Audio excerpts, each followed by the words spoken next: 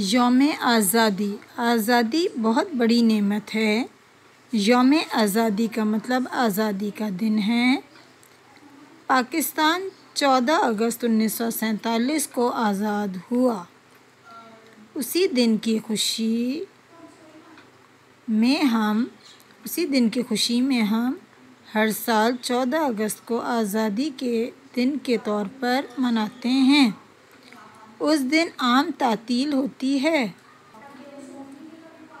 صبح کے وقت وفاقی دارالحکومت اسلام آباد میں آزادی کی تقریبات کا آغاز پارلیمنٹ ہاؤس سے ہوتا ہے اور وزیر اعظم پاکستان قومی پرچم سربلند کرتے ہیں۔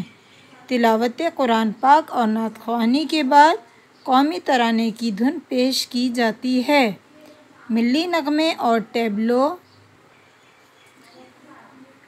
پیش کیے جاتے ہیں اور اسی طرح تمام اسکولوں میں بھی پروگرام ہوتے ہیں۔